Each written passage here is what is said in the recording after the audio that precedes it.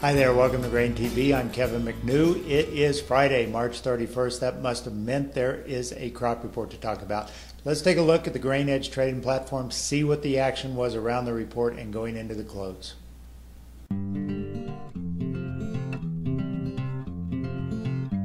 Grains went into the crop report with losses in soybeans and modest gains in corn and wheat.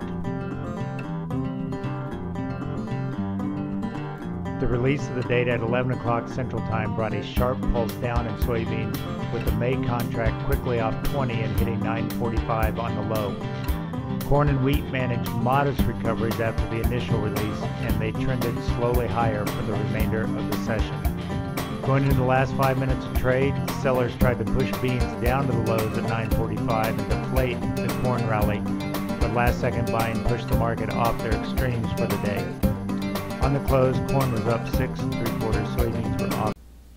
Welcome back. Let's take a look at the USDA crop report data. Let's start first of all with planted acreage, and those numbers were a little bit surprising to the trade because they showed more of a slant towards beans and less of corn than what the trade had expected. Corn acres came in just a little below 90 million acres. That's off 4 million from last year and off 900,000 acres from the trade guess. And on the other side of the spectrum, beans coming in a whopping 6 million higher than last year, and again higher than what trade was expecting. So that really set the mood for beans selling off and corn managing a little bit of a recovery.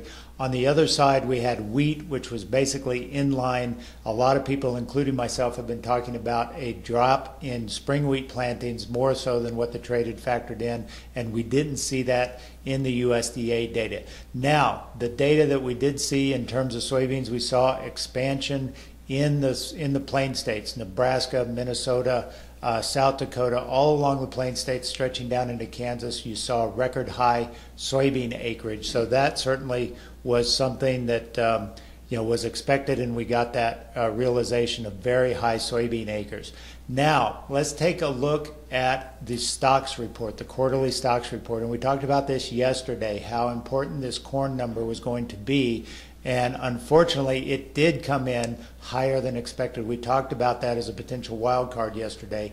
That implies feed use is not meeting expectations of USDA.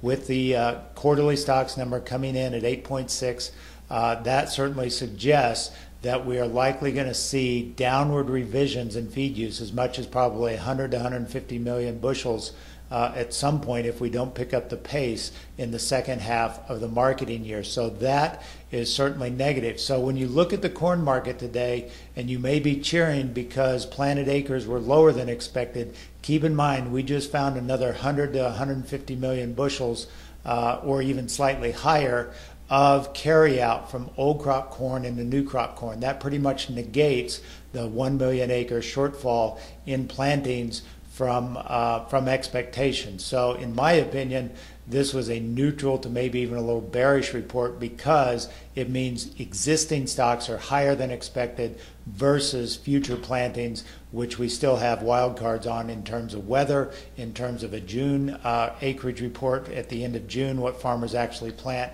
So in my opinion, it's not a good sign for corn in the long run, that we still have plenty of old crop corn. I know a lot of farmers are sitting on old crop corn wondering what to do about it. So I don't think this is the start of a big recovery in the corn market, and certainly beans got nothing impressive here to move it higher as well. So with that in mind, by all means, I think traders or farmers should be looking at opportunities to hedge, using short-dated options are a good tool in these economically tough times. At Grain Hedge, we have the opportunity to offer up short-dated and even weekly options through our trading platform. I'd encourage you to take a look at it online at grainhedge.com. Our rates are only $7 a side. Very, very cost-effective in these tough economic times. That's all we've got for today on Grain TV. Have a great weekend. We will talk to you on Monday.